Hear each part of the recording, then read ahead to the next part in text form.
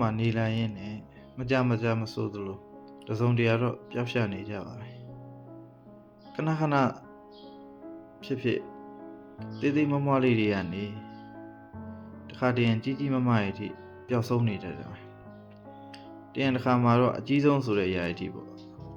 သတိလက်လို့ဖြစ်စေအထားသူမှလို့ဖြစ်စေအရေးကြီးဆုံးဆိုတဲ့အရာတွေကိုကျွန်တော်တို့ပျောက်ဆုံးခဲ့ပူပါတယ်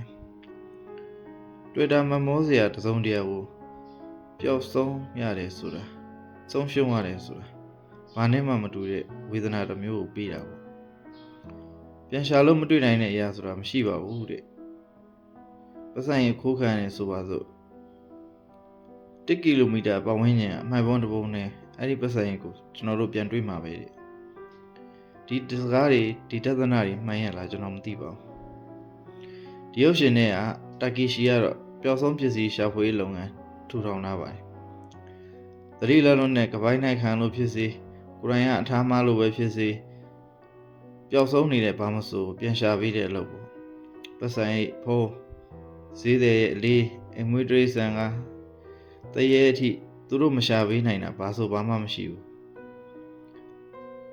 ခါလေကြလူတယောက်ပေါ့ကန်ဆိုးရင်တော့တောဝဲရိုင်းတွေကနေပြီးတော့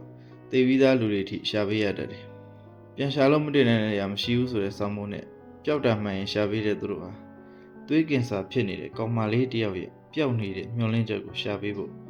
အကြောင်းဖန်လိုက်ရရင်ဒီဇလန်းကအသက်ဝင်လာဝေးစီကအိုးဝဆွဲသွားတဲ့ယထာသံနောက်မှာတွဲလျောင်းပါသွားတဲ့မျောလင်းချက်တွေမောင်ရီလူတဟိတ်ရသည်ညနေခင်းရဲ့မြေသင်းနံနေအင်္ဂရီတွေကွာကြနေတဲ့လမ်းဘေးအုပ်ခုံကလေးပေါ်ကနေတွေ